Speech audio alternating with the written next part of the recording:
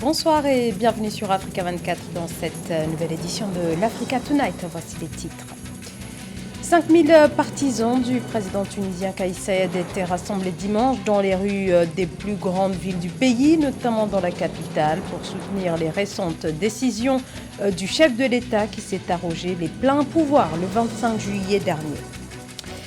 Réouverture des frontières à Maurice après plus d'un an de fermeture à cause de la crise sanitaire. Les hôteliers espèrent accueillir jusqu'à 650 000 visiteurs au cours des 12 prochains mois.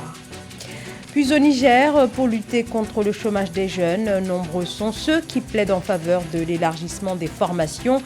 Pour eux, il faut mettre l'accent sur les filières professionnelles. Reportage à suivre dans ce journal.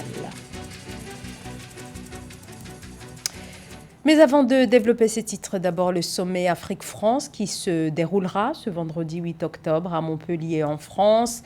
3000 participants sont attendus à cet événement au format inédit cette année car pour la première fois, aucun chef d'État n'y a été convié. La priorité a été laissée à la jeunesse d'Afrique et de la diaspora et autres personnalités du monde de l'entreprise et de la société civile qui doivent se pencher sur les relations entre la France et l'Afrique.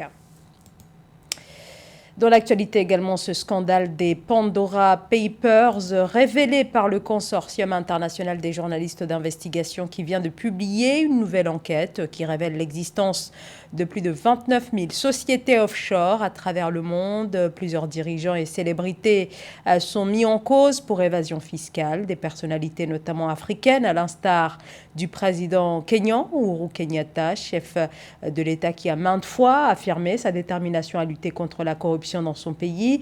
Sont cités également le chef de l'État gabonais Ali Bongo Ondimba ou encore le président congolais Denis Sassou Nguesso et le Premier ministre ivoirien Patrick Achi. Au total, ce sont 43 personnalités africaines qui sont épinglées. À Tunis, Sfax et Sousse et dans d'autres villes encore, 5000 Tunisiens favorables au gouvernement actuel se sont rassemblés en soutien au président de la République, Kais Saied, le chef de l'État qui en juillet dernier a pris la décision de dissoudre le Parlement mais aussi de renvoyer son Premier ministre, répondant ainsi à une demande formulée par une partie de la population. Joël Ballot. Ils étaient plus de 5000 partisans à se mobiliser en Tunisie pour apporter leur soutien au président Kais Saied. Cette manifestation s'inscrit dans le cadre de la continuité des événements et décisions présidentielles prises le 25 juillet 2021. En effet, le président tunisien a mis fin à un système défaillant en suspendant le Parlement, mais aussi a démis de ses fonctions le Premier ministre tunisien Hichem Mechichi.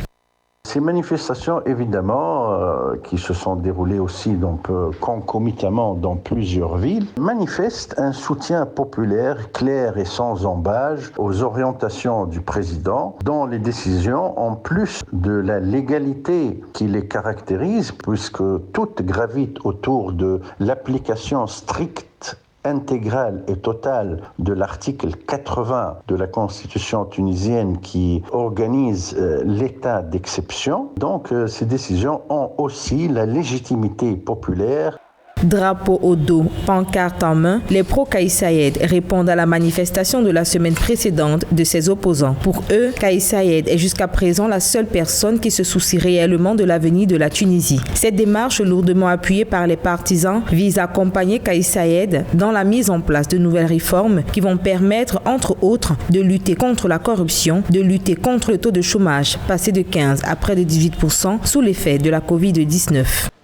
Contrairement aux manifestations qui ont eu lieu le 26 septembre, qui ont été organisées par les opposants au président, qui sont motivés par un gain d'argent pour participer à ces élections, les manifestations d'hier ont été organisées très rapidement dans le temps, contrairement aux manifestations de la semaine d'avant.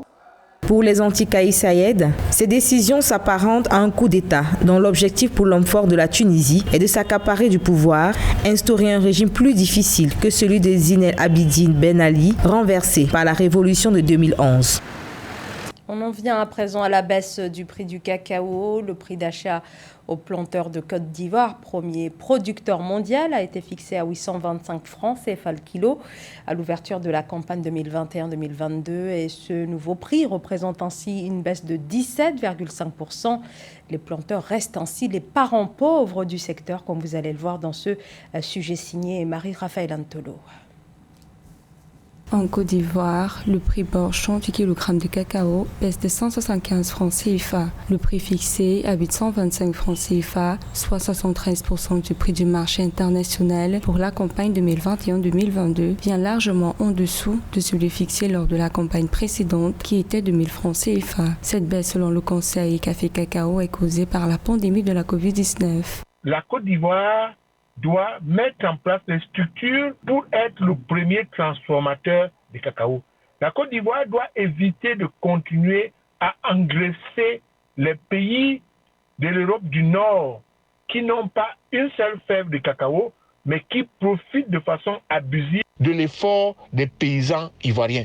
L'apparition du virus de la Covid-19 a considérablement diminué la demande des produits à première phase d'industrialisation dans le continent et dans la sous-région selon des observateurs. La baisse de la demande de fèves a poussé le pays à accumuler d'importants stocks de cacao qu'elle espère par ailleurs purger à temps afin d'envisager une meilleure reprise pour la campagne prochaine.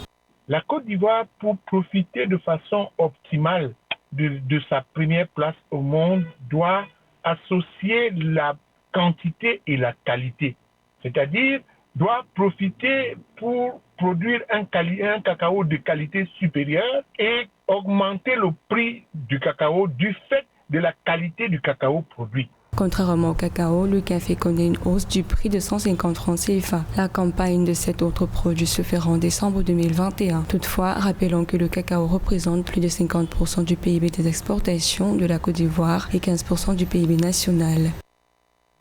L'infrastructure aura une capacité quotidienne de 1,3 million de litres d'essence, plus d'1 million de litres de diesel et 600 000 litres de kérosène. La Libye se lance dans la construction d'une raffinerie de pétrole dans le sud du pays. Coût des travaux à 500 à 600 millions de dollars. La raffinerie devrait être fonctionnelle d'ici 3 ans. Annoncé depuis les années 80, le projet d'une raffinerie dans le sud du pays avait été mis en suspens avant que la question ne soit relancée au cours de l'année 2017.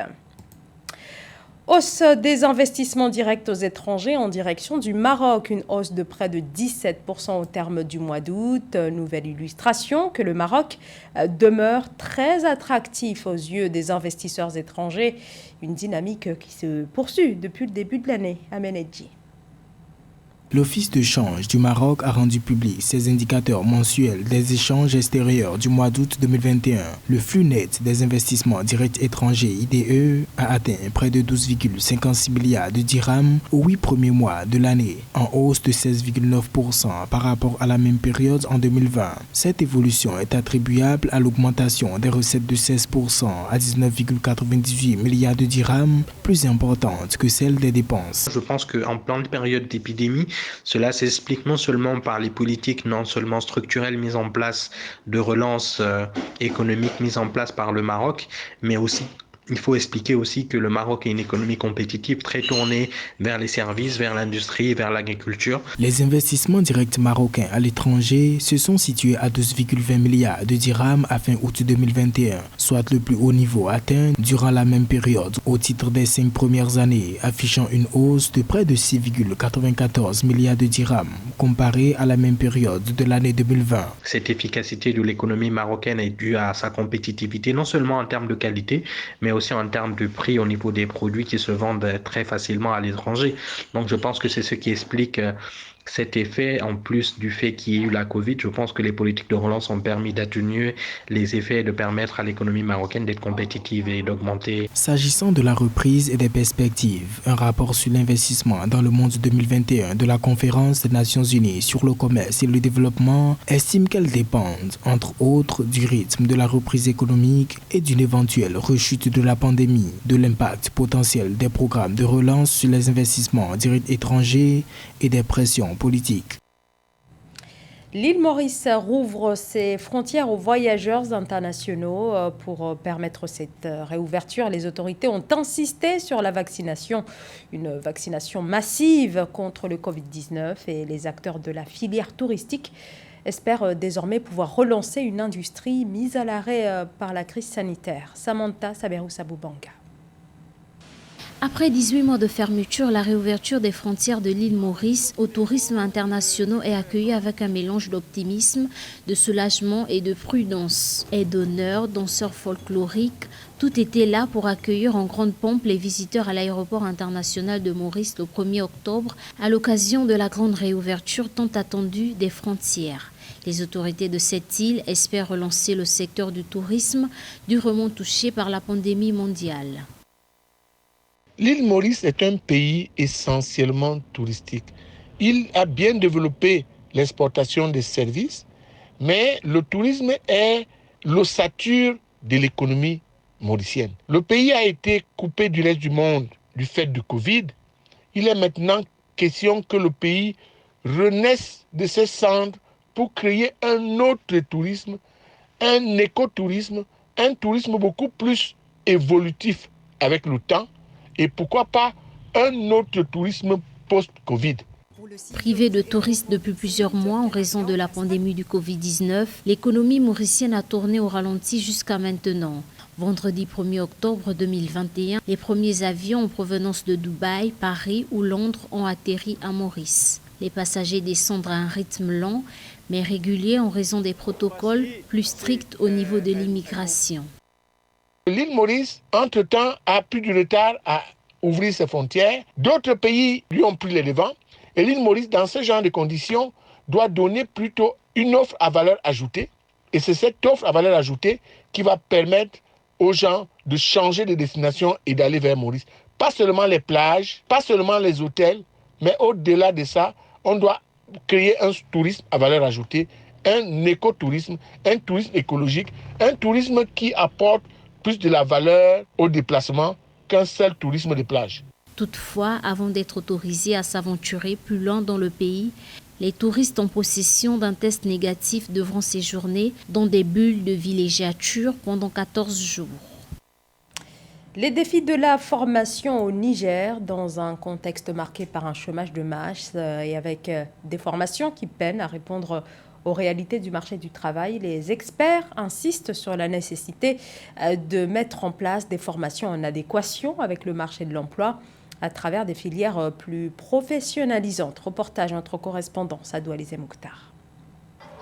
Au Niger, l'enseignement technique et professionnel est un manque criard de ressources humaines, financières, infrastructurelles et matérielles. Hormis l'insuffisance d'infrastructures techniques en la matière, il se pose également comme autre difficulté la formation en qualité et en quantité des enseignants ou formateurs. Un véritable handicap pour le développement de ce secteur sur lequel le pays mise pour réduire le chômage des jeunes.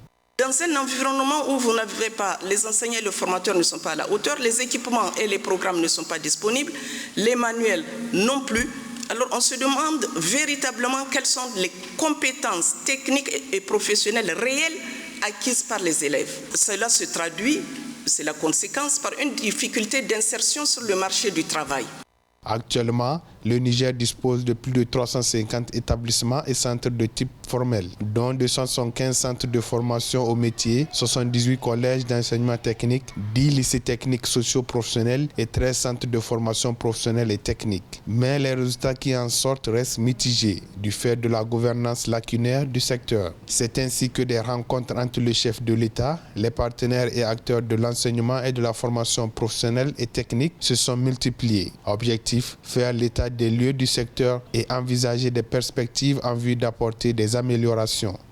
Nous ne construirons plus une salle ou deux salles de classe dans plusieurs établissements à la fois, mais nous construirons des établissements entiers avec toutes les infrastructures nécessaires, tous les équipements nécessaires, avec des capacités de disposer de la matière d'œuvre nécessaire et des enseignants indispensables pour assurer une bonne formation au nombre réduit des élèves qui seront dans ces dispositifs, mais qui à terme sont capables d'acquérir des connaissances et une formation à même de leur permettre d'avoir un travail et d'être utile à la société.